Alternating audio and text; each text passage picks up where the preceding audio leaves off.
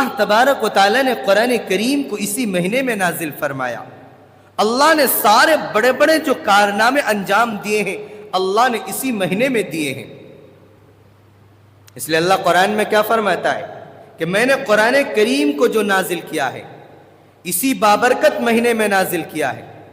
جو پچھلے جمعہ میں نے رمضان المبارک کے استقبال پر کچھ باتیں عرض کی تھی، اب روزے کے اوپر میں کچھ باتیں عرض کرنا چاہتا ہوں. میرے دوستو، اللہ تبارک و تعالیٰ قرآن میں فرماتا ہے شہر رمضان الذی انزل فیہ القرآن هدى للناس وبينات من الهدى والفرقان.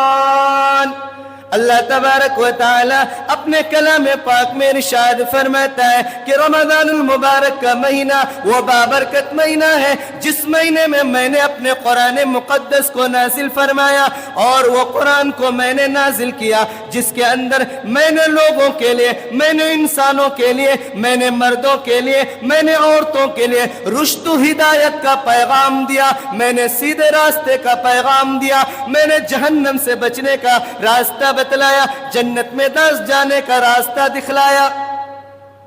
اس لیے فرمایا ہدی للناس، میں نے لوگوں کی ہدایت کے لیے قرآن کریم کو نازل فرمایا. اور جس کی نسبت قرآن کریم سے جڑ جائے، میرے دوست ایک چھوٹی سی مثال ہے. قرآن کریم سے اگر جو کپڑا ہوتا ہے، جو جزدان ہوتا ہے جس پر ہم قرآن کریم کو لپیٹ کر رکھتے ہیں، اس کپڑے کی کوئی حیثیت نہیں رہتی ہے، لیکن جب وہ کپڑا قرآن کریم سے جڑ جاتا ہے تو ہم اس قرآن کریم کے کپڑے کو، اس جزدان کو، اس لفافے کو بھی عزت کی نگاہ سے دیکھتے ہیں. ہم اس کو کہیں گندی جگہ نہیں ڈالتے ہیں. اگر گھر میں کہیں پڑا رہتا ہے قرآن کریم کا جزدان تو ہم اس کو عزت و احترام کے ساتھ اٹھا کر کے رکھتے ہیں. ایک لکڑی کا ٹکڑا، ایک رحل جو ہم بناتے ہیں، اس کی کوئی حیثیت نہیں رکھتے، لیکن جب اس لکڑی کے ٹکڑے پر، اس رحل میں ہم قرآن کریم کو رکھ کر پڑھتے ہیں، اس تپائی میں قرآن کریم کو رکھ کر جب ہم پڑھتے ہیں تو اس کی عظمت ہمارے دلوں میں آتی ہے کہ اس پر ہم قرآن کریم کو رکھ کر پڑھتے ہیں.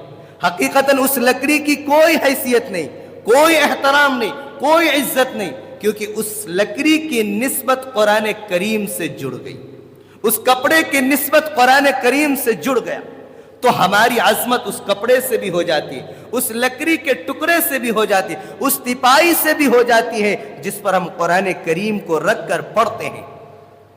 جب ہم انسانوں کی نسبت اگر قرآن کریم سے جڑ جائے تو ہماری نسبت جب قرآن کریم سے جڑ گیا، اور جو قرآن کریم کا نسبت اللہ سے جڑا ہو، جس کا نسبت اللہ کے نبی سے جڑا ہو، جس کی نسبت رمضان المبارک سے جڑا ہو، تو اللہ تبارک و تعالی ہم سب کو کتنے عظمت کی نگاہ سے، کتنے احترام کی نگاہ سے دیکھتے ہوں گے. اور دیکھتے بھی نہیں بلکہ اعلان کرتے ہیں کہ اس میرے بندے کی نسبت میرے کلام سے جڑ گیا، میرے قرآن کریم سے جڑ گیا. اے آسمان کے فرشتوں، تم ان بندوں سے محبت کرو، کیونکہ میرے قرآن سے جب انہوں نے اپنا رشتہ مضبوط کر لیا، میرے قرآن سے انہوں نے اپنا رشتے کو جوڑ لیا، میں اس سے محبت کرتا ہوں، تم بھی اس سے محبت کرو. میرے دوستو، قرآن کریم کی عظمت کتنی زیادہ ہے. جب ہم رمضان المبارک کا چاند دیکھتے ہیں تو اللہ چاند دیکھنے بعد ہم سب سے پہلا کام کیا کرتے ہیں؟ قرآن کریم کو پڑھتے ہیں اور سنتے ہیں. روزہ پہلے نہیں رکھتے چاند دیکھنے کے بعد، بھائی چاند دیکھنے کے ایک دن بعد ہم روزہ رکھتے ہیں، لیکن فرسٹ کام جو کرتے ہیں، سب سے پہلا کام جو ہمارا ہوتا ہے چاند دیکھنے کے بعد، وہ تراویح کی نماز ہوتی ہے. قرآن کریم کو پڑھنا، پڑھانا اور سننا، سنانا ہوتا ہے. تو بتائیے قرآن کریم کی نسبت کتنی زبردست ہے کہ چاند دیکھتے اللہ کہا روزہ تم صبح رکھنا، سحری کھانے کے بعد صبح رکھنا، لیکن سب سے پہلا کام تم یہ کرنا کہ آج قرآن کریم کو اپنی مسجدوں میں پڑھو اور اس کو سنو. پڑھنا بھی ثواب ہے، پڑھانا بھی ثواب ہے، اس کا سننا بھی ثواب ہے. اور قرآن کریم کے الفاظ کو عظمت کی نگاہ سے دیکھنا بھی ثواب ہے۔ ایک مائی تھی، ایک بڑھیا تھی، اس کو قرآن کریم پڑھنا نہیں آتا، وہ کچھ نہیں جانتی تھی، لیکن روزانہ جب جمعے کا دن آتا تو وہ عورت، وہ بوڑھی اماں، ہماری مستورات بھی دھیان سے سنیں، کیونکہ جو باتیں ہو رہی ہیں وہ قرآن و حدیث کے متعلق ہو رہی ہے۔ وہ بوڑھی اماں کو قرآن پڑھنا نہیں آتا، وہ پڑھنا نہیں جانتی تھی۔ ہر جمعہ نہا کر کے، دھو کر کے، صاف ستھرے کپڑے پہن کر کے وہ بوڑھی اماں نماز جمعہ کے وقت قرآن کریم کو لے کر بیٹھ جاتی تھی۔ پڑھنا نہیں آتا تھا، ہر آیت پر وہ ہاتھ پھیرتی جاتی، انگلیوں سے پھیرتی جاتی، انگلیوں سے پھیرتی جاتی۔ ایک آدھا گھنٹہ وہ اسی طرح قرآن کریم کو دیکھتی تھی، عظمت کی نگاہ سے، احترام کی نگاہ سے، اور اپنی انگلیوں کو پھیرتی جاتی تو اور یہ کہتی جاتی، یا اللہ یہ تیرا کلام کتنا معزز ہے، کتنا عظمت والا کلام ہے، لیکن میں محروم بدقسمت، میں اس کو پڑھنا نہیں جانتی، یا اللہ لیکن میں نے تیرے نبی کی زبان مبارک سے یہ سن رکھی ہے کہ اگر جو اس قرآن کریم کو عظمت کی نگاہ سے دیکھے، جو اس پر انگلیاں پھیرتا جائے، جو اس کو سینے سے لگائے، یا اللہ تو اس کو جنت عطا کرتا ہے، یا اللہ تو اس کی گناہوں کی معافی کر دیتا ہے۔ لیکن اے اللہ اسی عظمت کی نگاہ سے میں آج قرآن کریم کو دیکھتی ہوں، یا اللہ کاش کہ میں اس قرآن کریم کی حافظہ بن جاتی، کاش کہ میں اس قرآن کریم کو پڑھنے والا بن جاتی، کاش کہ یہ قرآن کریم مجھے پڑھنا آ جاتا تو میں بھی ان خوش نصیب لوگوں میں شمار ہوتا جو ایک آیت پڑھے اللہ اس کو 10 نیکیاں عطا فرماتے ہیں ایک حرف کے پڑھنے پر۔ تو میرے دوستو، وہ پڑھتی رہی، ان کی زندگی گزر گئی۔ زندگی گزرنے کے بعد اس عورت کا انتقال ہو گیا۔ اللہ کے نبی صلی اللہ علیہ وسلم کے خواب میں ایک دن اللہ نے جنت کو دکھایا، اور جنت کے اندر وہ بوڑھی اماں ٹہل رہی ہے، اور ٹہلتی بھی کیسے، قرآن کریم کو پڑھ رہی ہے، بغیر دیکھے پڑھ رہی ہے۔ تو اللہ کے نبی نے خواب میں ہی پوچھا کہ اماں آپ تو دنیا میں قرآن پڑھنا نہیں جانتی ہے، لیکن یہ قرآن پڑھ رہی ہے۔ کہا کہ میرے بیٹے، مجھے حقیقتاً میں قرآن پڑھنا نہیں آتا تھا، لیکن جب میں اللہ سے دعا کرتی تھی قرآن کریم کو دیکھ کر کے کہ اللہ کاش کہ مجھے بھی قرآن پڑھنا آ جاتا، تو جب میرا وفات ہوا، جب میں انتقال کر گئی، تو اللہ تبارک و تعالی میرے موت کے بعد ہی مجھے حافظہ بنا دیا، اور قیامت کے دن اللہ مجھے حافظہ بنا کر کے قرآن سے قبر سے اٹھائیں گے۔ اور اللہ نے جو مجھے یہ مقام دیا ہے، میرا کوئی اچھا عمل نہیں تھا، صرف قرآن کریم کو عظمت کی نگاہ سے میں دیکھتی تھی، اس کے اندر اس کی حروفوں میں انگلیاں پھیرتی تھی، اس کے صدقے میں اللہ نے میرے گناہوں کو بھی معاف کر دیا اور جنت کے اندر میرا گھر بنا دیا۔ تو اس لیے میرے گھر کی معزز اور محترم پیاری ماں اور بہنوں، امت مسلمہ کی، امت کے خواتینوں، یہ رمضان المبارک کا مہینہ بڑا خوبصورت مہینہ آیا ہے۔ تھوڑا وقت نکال کر کے قرآن کریم کو بھی پڑھا کیجئے۔ صرف پکوان میں نہیں اپنے وقت کو گزارنا ہے، کھانے پینے میں نہیں گزارنا ہے، طرح طرح کے آئٹموں کو تیار کر کے اپنے وقت کو ضائع نہیں کرنا ہے۔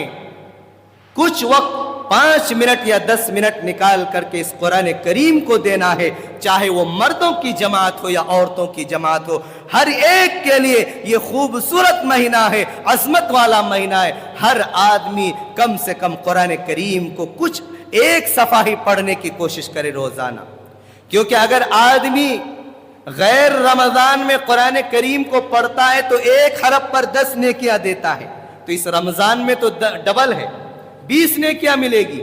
اور ایک حرف الف لام میم ایک حرف نہیں ہے، بلکہ یہ 3 حرف ہے، الف ایک حرف، لام ایک حرف، میم ایک حرف، یہ 3 حرف پر 30 نیکیاں ملتی ہے۔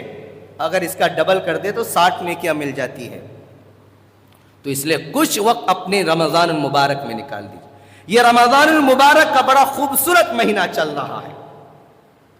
اللہ تبارک و تعالی ہر مہینے کا، ہر عبادت کا جزا اللہ خود دیتا ہے. اللہ خود فرماتا ہے کہ جب لوگ روزہ رکھتے ہیں تو اس کا جزا میں خود اپنے ہاتھوں سے دوں گا. لوگ نماز پڑھیں گے اس کا ثواب فرشتوں سے دلاؤں گا. لوگ حج کریں گے اس کا ثواب فرشتوں سے دلاؤں گا. روز زکوٰۃ دیں گے اس کا ثواب فرشتوں سے دلاؤں گا. لیکن جب روزہ لوگ رکھیں گے، جب روزہ رکھیں گے، اس کا ثواب میں فرشتوں سے نہیں دلاؤں گا، اس کا ثواب میں خود دوں گا. حضرت موسیٰ علیہ السلام کا ایک واقعہ ہے. جب حضرت موسیٰ علیہ السلام کوہ طور پر جا رہے تھے اللہ سے باتیں کرنے کے لیے، جس کو قرآن نے فرمایا وَنَادَيْنَاهُ مِن جَانِبِ الطُّورِ الْأَيْمَنِ. جب حضرت موسیٰ علیہ السلام کو اللہ نے ندا دی، 16 پارے کے اندر اللہ نے اس کا ذکر فرمایا سورہ مریم میں کہ ندا دی کہ اے موسیٰ آج میں تجھے اپنا معزز کتاب تورات دینے والا ہوں، تم کوہ طور پر آ جاؤ. وَنَادَيْنَاهُ مِن جَانِبِ الطُّورِ الْأَيْمَنِ وَقَرَّبْنَاهُ نَجِيًّا. اے موسیٰ آج میں تمہارے اتنے زیادہ قریب ہو جاؤں گا، اتنے زیادہ قریب ہو جاؤں گا کہ آج سے میں پہلے کسی کا اتنا قریب نہیں ہوا جتنا قریب میں آج تجھ سے ہو جاؤں گا. اس لیے موسیٰ آج میرا قرب تجھے نصیب ہوگا، آج میں اپنا قرب تمہیں عطا کروں گا اور میں تم سے ہم کلامی ہوں گا. آج میں تجھ سے باتیں کروں گا، تم مجھ سے باتیں کرو گے. اس لیے حضرت موسیٰ علیہ السلام کو کلیم اللہ کہا جاتا ہے. کلیم اللہ کے معنی آتا ہے اللہ سے باتیں کرنے والا، اللہ سے ہم کلام ہونے والا. سمجھے؟ تو اللہ تبارک و تعالیٰ نے فرمایا موسیٰ آ جاؤ میرے پاس. موسیٰ علیہ السلام گئے، اللہ سے باتیں ہوئی. اللہ تبارک و تعالیٰ نے حضرت موسیٰ علیہ السلام کو تورات دی. اصل بات کیا ہے؟ تورات دینے کے بعد جب کوئی کسی سے بہت زیادہ کلوز ہوتا ہے، بہت زیادہ قریب ہوتا ہے اور زیادہ باتیں کرنے لگتا ہے تو اس سے کبھی کبھی کچھ ایسی باتیں کر لیتا ہے جو نہیں کرنے کی ہوتی، مذاق میں کچھ بھی بول لیتا ہے. جس سے جتنے محبت ہوتی ہے وہ اس سے کچھ نہ کچھ سوال کر لیتا ہے، اور جو زیادہ جس سے باتیں کرتا ہے جو آتا ہے منہ میں اس سے باتیں کر لیتا ہے. تو حضرت موسیٰ علیہ السلام اللہ سے بہت زیادہ کلوز ہو گئے، بہت زیادہ قریب ہو گئے، اور فرمایا کہ اتنا قریب ہوئے کہ اللہ کے درمیان اور حضرت موسیٰ کے درمیان صرف 70 پردے حائل تھے. عام حالتوں میں 70,000، اور جب کوہ طور پر آئے تو وہ سارے 1000 ہٹا دیے، صرف 70 پردے رکھے. حضرت موسیٰ علیہ السلام اور اللہ کے درمیان صرف 70 پردے حائل. اتنے قریب ہو گئے اللہ. اب اللہ سے باتیں ہو رہی حضرت موسیٰ علیہ السلام کی، خوب باتیں کر رہے. باتیں کرتے کرتے حضرت موسیٰ علیہ السلام ایک سوال کیا اللہ سے. سوال کیا کیا کہ اللہ میں کتنا خوش نصیب انسان ہوں کہ آج سے پہلے آپ نے دنیا میں کسی سے باتیں نہیں کی. جو بھی احکام دینا ہوتا تھا فرشتوں کے ذریعے، حضرت جبرائیل علیہ السلام کے ذریعے، وحی کے ذریعے آپ دیتے تھے. لیکن میں دنیا میں سب سے خوش نصیب انسان ہوں کہ آج خود رب مجھ سے باتیں کر رہے ہیں. آج اللہ آپ مجھ سے کچھ باتیں کر رہے ہیں، میں آپ سے باتیں کر رہا ہوں. جو پوچھنا ہو میں ڈائریکٹ آپ سے پوچھ رہا ہوں. یا اللہ یہ تو بتائیے کیا کوئی ایسا انسان ہوگا میرے بعد کہ جتنا قریب میں آج آپ سے ہوں وہ بھی اتنا قریب ہوگا آپ سے؟ کیا کوئی ایسا انسان ہوگا جو مجھ سے بھی زیادہ قریب آپ سے ہو جائے گا؟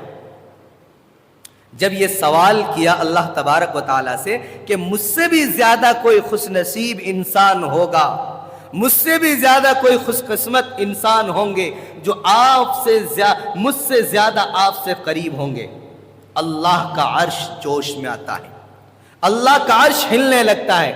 موسیٰ تو کیا باتیں کر رہا ہے؟ موسیٰ تو کیسے سوال کر رہا ہے؟ تو مجھ سے زیادہ قریب نہیں ہے. ہاں اے موسیٰ، ایک قوم، ایک امت آئے گی. اے موسیٰ اپنے کان کے پردوں کو کھول کر کے سن لو. اللہ تبارک و تعالیٰ حضرت موسیٰ علیہ السلام کو کہہ رہے ہیں، جس کو اللہ تعالیٰ نے قرآن کریم کے اندر ارشاد فرمایا وَنَحْنُ أَقْرَبُ إِلَيْهِ مِنْ حَبْلِ الْوَرِيدِ. کہ میں اس بندے سے اتنا زیادہ قریب ہو جاؤں گا جتنا ان کے سہرگ ہوتے ہیں، یہ سہرگ جو ہمارے گردن میں، اس سے بھی زیادہ قریب ہو جاؤں گا۔ موسیٰ تیرے اور میرے درمیان 70 پردے ہیں، لیکن جب وہ بندہ، میں جب اس کی ڈیٹیل تمہیں بتاؤں گا، جب وہ میرا قریب ہوگا تو کوئی پردہ نہیں ہوگا اس کے اور میرے درمیان۔ جب وہ مجھ سے باتیں کرے گا وہ ڈائریکٹ میں ان کی باتوں کو سنوں گا۔ حضرت موسیٰ علیہ السلام کہا اللہ وہ کون خوش نصیب ہوگا کہ جو مجھ سے بھی زیادہ قریب ہوگا، جو سہرگ سے بھی زیادہ قریب ہوں گے آپ کے، اور آپ ان سے زیادہ قریب ہو جائیں گے۔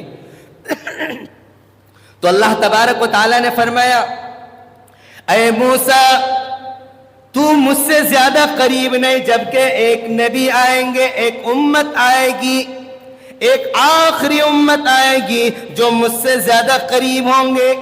فاطمہ کے ابا کی امت آئے گی، حسن اور حسن کی نانا کی امت آئے گی، امام الانبیاء آمنہ کے در یتیم کی امت آئے گی، وہ اخیر میں آئے گی۔ اے موسیٰ، اے کلیم اللہ، کان کے پردوں کو کھول کر کے سن لے، تیرے اور میرے درمیان 70 فرشتے، لیکن جب میری آخری امت آئے گی، میرے لاڈلے کی امت آئے گی، میرے نبی کی امت آئے گی، میرے چہیتے کی پیغمبر کی امت جب آئے گی، اور اس امت کے لیے میں ایک مہینہ اتاروں گا جو رمضان المبارک کا مہینہ ہوگا۔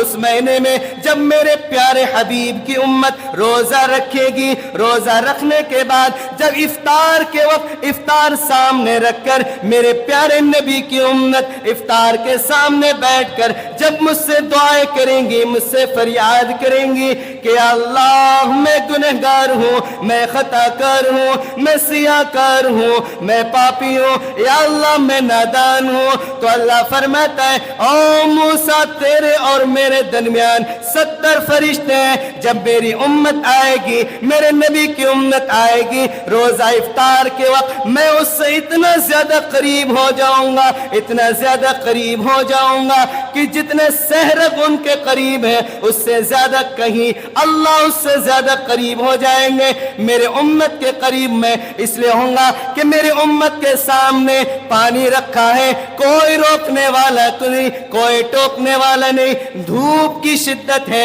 گرمی کی شدت ہے، لیکن میرا ڈر ہے، میرا خوف ہے، پانی نہیں پیتا ہے، شربت کا گلاس ہے لیکن شربت کو منہ سے نہیں لگاتا، طرح طرح کے پھل اور فروٹ رکھے ہوئے، بچے کھا رہے ہیں، بچے کہتے ابا تو بھی کھا لے، امی تو بھی کھا لے، لیکن میرے بندے کے دل میں میرا خوف ہے، میرا ڈر ہے، اپنے بچوں سے کہتا ہے بیٹا تھوڑی دیر انتظار کر لو، میرا رب کا حکم آئے گا، میرے رب کا احکام آئے گا، میری رب کی طرف سے اجازت آئے گی، روزہ افطار کا وقت آئے گا، میں بھی کھاؤں گا تم بھی کھاؤ گے۔ تو اللہ فرماتا ہے میرے بچے، میرے بندے نے میرے ڈر سے بچے کھانے کے لیے کرے لیکن کھاتا نہیں، بیوی سامنے بیٹھی حسین و جمیل ہے لیکن میرا خوف ہے، میرا ڈر ہے، اپنی بیوی کو شہوت کی نگاہ سے ہاتھ نہیں لگاتا، اپنی بیوی کے قریب نہیں جاتا، کیونکہ میرا رب نے کہہ دیا دن بھر تمہیں کھانے سے پاک رہنا ہے، پینے سے پاک رہنا ہے، اپنی بیویوں سے شہوات خواہشات کو پورا کرنے سے پاک رہنا ہے۔ اللہ فرماتا ہے جب میرے بندے نے میری صفت کو اپنے اندر اپنا لیا تو فرمایا اے موسیٰ میں تیرے سے بھی زیادہ قریب، اپنے آخری نبی کی امت سے زیادہ قریب ہو جاتا ہوں۔ یہ روزہ افطار کا وقت ہوتا ہے، بڑا خوش قسمت ہوتا ہے، اس لیے اے آج بے اولادو اگر تمہیں اولاد مانگنی ہے تو روزہ افطار کے وقت اللہ سے اولاد مانگو۔ او غیر شادی شدہ اے میرے ماں اور بہنوں، اگر اپنی بیٹی کے لیے دولہا مانگنا ہے، اپنی بیٹیوں کے لیے اچھا رشتہ مانگنا ہے تو افطاری کے وقت جو 5-10 منٹ کا وقت ہوتا ہے اللہ کو بہت زیادہ پسند آتا ہے، اس وقت اپنی بیٹیوں کے لیے، اپنے بیٹوں کے لیے، اپنے بھائیوں کے لیے، اپنے بہنوں کے لیے اگر تمہیں اچھا رشتہ مانگنا ہے ہے تو افطاری وقت مانگا کرو. تمہیں نیک صالح اولاد چاہیے تو افطاری کے وقت اللہ سے مانگو, اللہ تمہیں نیک صالح اولاد عطا فرمائیں گے. او بے روزگاروں, او تنگ دستوں, اگر تمہیں روزی مانگنا ہے تو افطاری کے وقت اللہ سے روزی مانگو. او قرض میں ڈوبے ہوئے پریشانوں, اگر تمہیں قرض سے چھٹکارا چاہیے تو اللہ سے افطاری کے وقت مانگو, یا اللہ میں قرض میں ڈوبا ہوں, یا اللہ اس کا انتظام تو فرما دیجئے. کیونکہ اللہ فرماتا ہے کہ افطاری کے وقت وَنَحْنُ أَقْرَبُ إِلَيْهِ مِنْ حَبْلِ الْوَرِيدِ, سورہ قاف میں اللہ نے 26واں پارے میں فرما دیا کہ میں ان کے سحرگ سے زیادہ قریب ہو جاتا ہوں, ان کے قریب ہو جاتا ہوں. میرا بندہ جو فریاد کرتا ان کے فریاد کو سنتا ہوں. اس لیے آج سے جو مانگنا ہے, چاہے وہ روزی مانگے, چاہے وہ اولاد مانگے, چاہے وہ اپنے بچوں کے لیے رشتے مانگے, افطاری کے وقت مانگو. چاہے وہ اپنے گناہوں کی بخشش چاہیے. او بیماروں جو لا علاج ہو گئے ہو, تمہارا کوئی علاج نہیں ہوتا ہے, قسم اللہ کی, اللہ پر یقین رکھ کر افطاری سامنے سجاؤ اور افطاری کے سامنے بیٹھ کر اللہ سے مانگو, اللہ تمہاری فریادوں کو مکمل کر لے گا. لیکن ہمارے یہاں افطاری کے وقت دعا مانگنے کا رواج بہت کم ہے, بیٹھتے نہیں.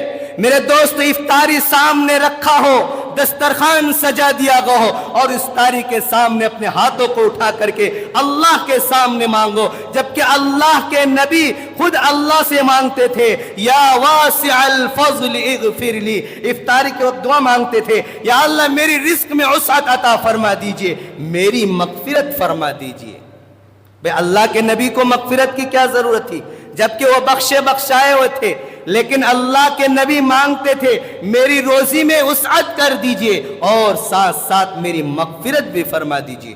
اس لیے آج سے افطاری کے وقت اپنے کاموں کو سب سے پہلے فارغ ہو کر افطاری کا وقت شروع ہونے سے 10 منٹ پہلے بیٹھ جاؤ, اپنے بچوں کو لے کر بیٹھ جاؤ, اپنی بیویوں کے ساتھ بیٹھ جاؤ. افطاری کے وقت ہاتھ اٹھا کر اپنے لیے دعا کرو, اپنی بیویوں کے لیے دعا کرو, اپنے والدین کے دعا کرو, اپنے بچوں کے مستقبل کے لیے دعا کرو, اپنے کاروبار کے لیے دعا کرو, اپنی تجارت کے لیے دعا کرو. ہر حاجت کو اللہ افطاری کے وقت پورا کرے گا آپ کا. میرے دوستو, یہ بہت خوبصورت مہینہ ہے کیونکہ اللہ فرماتا ہے اولہ رحمت وأوسطه مغفرة وآخره عتق من النيران. کہ میرے بندوں, میں نے رمضان کے پہلے حصے میں اپنی رحمتوں کو لٹاتا ہوں, اپنے رحمت کے خزینے کو لٹاتا ہوں. اے مردوں کی جماعتوں, عورتوں کی جماعتوں, میرے رحمت کے خزانے لٹائے جا رہے, تم اس کو لوٹ لو, اپنے دامن میں سمیٹ لو. اوسطہ مغفرتن, جب میرا درمیانے حصہ ہوگا تمہارے گناہوں کی بخشش کر دی جائے گی, تمہارے گناہوں کی معافی کر دی جائے گی.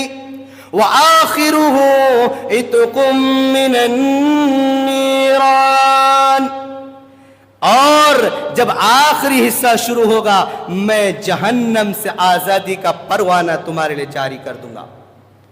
میرے دوستو, یہ رمضان المبارک کا مہینہ اتنا خوبصورت مہینہ ہے. اللہ تبارک و تعالی جب اپنے بندوں کے حساب و کتاب کا معاملہ شروع کریں گے 1,24,000 انبیاء موجود ہوں گے, آدم صفی اللہ موجود ہوں گے, نوح نجی اللہ موجود ہوں گے, ابراہیم خلیل اللہ موجود ہوں گے, اسماعیل ذبیح اللہ موجود ہوں گے, عیسیٰ خلیق اللہ موجود ہوں گے, اسماعیل ذبیح اللہ موجود ہوں گے, عیسیٰ روح اللہ موجود ہوں گے. 1,24,000 انبیاء اکرام موجود ہوں گے, سارے فرشتے موجود ہوں گے, 1,24,000 صحابہ کا مجمع موجود ہوں گے. اللہ تبارک و تعالی حشر کے میدان کو قائم فرما دیں گے. اللہ تبارک و تعالی حساب و کتاب کا معاملہ شروع فرمائیں گے. نمازیوں کے بارے میں فیصلہ ہوگا, اے میرے فرشتوں, یہ فلاں بندہ ہے, چنگیری کا رہنے والا ہے, مکہ مسجد میں نماز پڑھنے والا ہے, نماز کے بدلے میں اس کو جنت دی جا رہی, یاقوت کے محلات دیا جا رہے. اے میری رضوان جنت, جاؤ میرا فنا بندے کو لے کر جنت میں داخل کرا دو. حج کا معاملہ آئے گا، اس میرے بندے نے میرے خاطر حج کیے ہیں، اے رضوان جنت، اے جبرائیل، اے فرشتوں کے سردار، 1,24,000 انبیاء موجود ہوں گے۔ اس وقت اللہ جزا اور سزا کا معاملہ کریں گے۔ جاؤ، یہ فنا بندہ میرے لیے حج کیا تھا، اس کو بھی جنت کے اندر محلات دے دی جائے، جنت کی نہریں دے دی جائے، جنت میں شراب کی نہریں دی جائے، جنت میں شہد کی نہریں دی جائے، جنت میں دودھ کی نہریں دی جائے۔ اللہ تبارک و تعالی رضوان جنت سے پائیں گے، اور رضوان جنت یہ میرا حاجی ہے، یہ فنا بند گاؤں کا رہنے والا ہے، اس کو جنت میں لے کر چلے جاؤ، یہ فنا بندی ہے، یہ میرا فنا بندہ ہے، انہوں نے حج کیا، عمرہ کیے، انہوں نے زکوٰۃ دی اپنے مالوں سے نکال کر، اس کو بھی اس کے بدلے میں جنت دے دی جائے۔ میدان محشر خالی ہو جائیں گے، جنتی جنت میں پہنچ جائیں گے، دوزخی دوزخ میں چلے جائیں گے، لیکن پھر بھی کچھ بندے باقی رہیں گے، کچھ بندے بیٹھے رہیں گے، اور 1,24,000 انبیاء کا مجمع اس میدان محشر میں محفوظ رہیں گے۔ سارے نبی پریشان، سارے فرشتے پریشان، اور میرے نبی مسکراتے ہوں گے۔ ہر نبی پریشان، میرے نبی کے چہرے پر مسکراہٹ ہوگی۔ اور اماں عائشہ فرماتی ہے کہ جب میرے نبی جب مسکراتے تھے تو اس دانتوں سے جو موتیوں کی طرح چمکتے تھے، اس سے ایک ایسی روشنی نکلتی تھی کہ اگر رات کے اندھیرا ہوتا تو کمرہ اجالا ہو جاتا تھا۔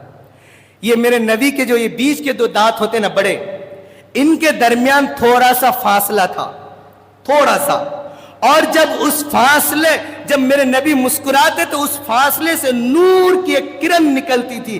اماں عائشہ فرماتی ہے کہ وہ نور کی کرن ایسی تیز ہوتی تھی، وہ روشنی ایسی تیز ہوتی تھی کہ قسم اللہ کی میرا حجرہ جب چراغ نہیں ہوتا تھا، تیل نہیں ہوتا تھا، تو اس دانتوں کے سراغ سے جو نور نکلتا تھا اس کی وجہ سے میرا پورا حجرہ روشن ہو جایا کرتا تھا۔ اماں عائشہ فرماتی ہے کہ ایک مرتبہ سوئی لے کر آئی میں اپنی سوکن حضرت حفصہ سے، اور معلوم ہے نا آپ کو سوکنوں کے درمیان کتنی لڑائی رہتی ہے، اللہ کی پناہ، سوکن اتنے لڑتے آپس میں، اتنے لڑتے ہیں تو دنیا کے اندر جینا شوہروں کا مشکل کر دیتا ہے، چاہے وہ اللہ کے نبی کیوں نہ ہو۔ سوکنوں کی لڑائی ان کو بھی برداشت کرنی پڑی۔ تو اماں عائشہ فرماتی ہے آج بھی آدمی بیویوں سے پریشان ہے، آدمی روتا ہے 2 طریقے سے، انسان کے آنسو جو نکلتے 2 طرح سے نکلتے ہیں، ایک خالق کے لیے اور ایک مخلوق کے لیے۔ اگر ہمارے بچے گزر جائے تو مہینہ 1.5 مہینہ روتے، ہماری بیویاں گزر جائے تو 1-2 ہفتہ روتے ہیں۔ اور کون سی بیوی گزرے تو روتے ہیں؟ نئی بیوی گزرے تو روتے ہیں، پرانی بیوی گزرے تو نہیں روتے ہیں۔ سوچتے ہیں اللہ اس کو قبر تک جانے تک ہوش بھی نہ آئے، ایسی دعا کرتے رہے، اگر قبر سے پہلے دفنا سے پہلے ہوش آ جائے تو پھر میرا جینا مشکل۔ تو نئی بیوی آتے تو سوچتا ہے نئی نویلی دلہن ہے، اس کے لیے ابھی ہماری منتیں پوری نہیں، تو اس کے لیے رو لیتے ہیں تھوڑی بہت، ورنہ روتے نہیں میرے دوستو اکثر بیویوں کے لیے کوئی۔ تو یہ مذاق تھا، حقیقتاً نہیں ہے، آپ کے موڈ فریش کرنے کے لیے بتایا۔ تو اماں عائشہ فرماتی ہے میں اپنے سوکن سے ایک سوئی لے کر آئی تھی کپڑے سنانے کے لیے، میرا کپڑا پھٹ چکا تھا، اور دھاگا جب ختم ہوا کپڑے سلاتے سلاتے تو اچانک وہ سوئی میرے ہاتھ سے چھوٹ کر گر گئی، گری تو وہ غائب ہو گئی، اب مل نہیں، اندھیری رات کہاں ملے گی۔ ڈر یہ آئی کہ کہیں اگر مجھے وہ سوئی نہ ملے تو وہ شوکن فوراً میرے پاس جھگڑا کرنے آئی، کیونکہ شوکنوں کی لڑائی ہوتی ہے، جھگڑے گی تو میں کیا جواب دوں گی ان کو۔ اسی کشمکش میں تھی کہ اچانک اللہ کے نبی حجرے میں داخل ہوتے، انٹری ہوتی اللہ کے نبی کی۔ اماں عائشہ فرماتی ہے جب میرے نبی حجرے میں داخل ہوئی اور داخل ہونے کے بعد جو ہی میرے نبی مسکرائے تو وہ دانتوں سے جو نور کی کرن نکلی، میرا پورا حجرہ روشن ہو گیا، یہاں تک کہ مجھے اپنی سوئی بھی نظر آئے گی اور میں اپنی سوئی کو ملے۔ اور میں فرمایا اللہ کے نبی آپ کا میں جتنا شکر ادا کروں اتنا کم ہے، کیونکہ آج میں ایک بہت بڑی مصیبت سے میں بچ گئی۔ کہا کیا بات ہے؟ کیونکہ آج میں حفصہ سے سوئی لے کر آئی تھی، وہ غائب ہو گئی۔ اگر آپ نہ آتی تو شاید حفصہ میرا جینا مشکل کر دیتی۔ آپ کا احسان ہے کہ آپ کے چہرے کی نور کی وجہ سے، آپ کی دانتوں کی مسکراہٹ کی وہ نور کی کرنوں کی وجہ سے میں حفصہ کی جھگڑے سے بچ گئی، کیونکہ مجھے غائب ہوئی سوئی مجھے مل گئی۔ تو یہ میرے نبی کی خوبصورتی۔ تو میں بیان کر رہا تھا میرے دوستو، واقعہ لمبا ہو رہا ہے، انشاءاللہ یہ بات شاید آئندہ جمعہ بتا دوں، چلے گا؟ یا ابھی بتاؤں؟ لمبا ہو جائے گا انشاءاللہ آئندہ، کیونکہ سارے نبی موجود ہیں، اینڈ پر رکے ہیں، جو اصل چیز سننا ہے وہ باقی ہے، اس لیے آئندہ جمعہ جلدی آئیے انشاءاللہ۔ وہ جو آخر میں جو چند لوگ بیٹھے تھے کون تھے، کیا فیصلہ ہو، اس کے بارے میں انشاءاللہ آئندہ جمعہ آپ کو میں بیان کروں گا۔ اللہ تبارک و تعالی یہ رمضان مبارک کا آج دوسرا رمضان ہے، اللہ ہمارے رمضان المبارک کو قبول فرمائے، ہمارے روزے کی سختیوں کو ہم پر آسان فرمائے، نمازوں کی پابندی کرنے کی توفیق عطا فرمائے، اللہ مجھے بھی اور آپ حضرات کو بھی عمل کی توفیق عطا فرمائے، آمین۔ وآخر الدعوات